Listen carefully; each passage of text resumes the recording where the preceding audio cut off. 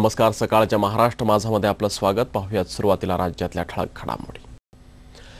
मराठी चित्रपट सृष्टीतल्या कलाकारांशी संवाद साधण्यासाठी संधी ऑनलाईन फॅन क्लबने उपलब्ध करून दिली आहे. पुण्यामध्ये पहिल्यांदाच अशा फॅन क्लबचं उद्घाटन झालं.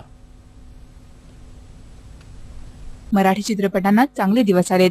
नव्या दमाचे दिग्दर्शक निर्माता उत्तमोत्तम कलाकृती पेश करत असल्याचं गेल्या काही दिवसांमध्ये दिसून आलंय. यातच मराठी चित्रपट आणि कलाकारांबाबत प्रेक्षकांमध्ये आकर्षण वाढलंय. मात्र आपल्या आवडत्या कलाकाराची माहिती, त्याच्या नव्या चित्रपटाबाबत, मालिकांबाबतची माहिती चाहत्यांना मिळत नाही. तसंच कलाकारांनाही प्रेक्षकांच्या भावना प्रत्यक्षात कळत नसल्यानं मराठी कलाकारांचा अधिकृत असा फॅन क्लब सुरू करण्याची संकल्पना पुढे आली.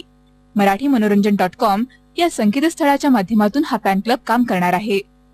जे मला तुमच्याशी बोलायचंय आणि आवर्जून बोलायचंय किंवा ज्या विषयावर मला माझं मत प्रदर्शित करायचं, एक माणूस म्हणून, एक ॲक्ट्रेस म्हणून, हे सगळं करण्याची संधी, ऑफिशियल संधी मला या वेबसाईटनी मिळवून दिलेली आहे. आणि माझ्याप्रमाणे इतर सगळे कलावंत या संधीच्या शोधात होते.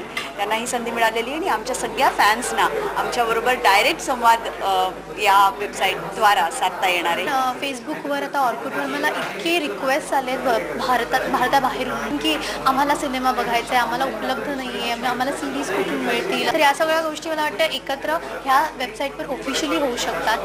आणि मला वाटतं आता काही सजेशन्स पण आम्ही कलाकारांनी त्यांच्यापर्यंत पोहोचवले आहेत सीडीबद्दल. आणि या सगळ्या गोष्टी झाल्या तर मला वाटतं पायरसी सुद्धा कुठल्या तरी एका लेवलपर्यंत थांबू शकेल. मराठी चित्रपट आणि मालिकांमधले प्रसाद ओक, सुबोध भावे, मृणाल कुलकर्णी, सोनाली कुलकर्णी, सलील कुलकर्णी, सिद्धार्थ चांदेकर असे जवळपास सर्वच कलाकार या संकेतस्थळावर उपलब्ध होणार आहेत. ETV news, Pune. शिर्डीमध्ये VIP साई भक्तांना दर्शन आणि आरत्यांसाठी आता पैसे मोजावे लागणार आहेत. या बातमीसाठी पुन्हा भेटूया छोट्याशा विश्रांतीनंतर.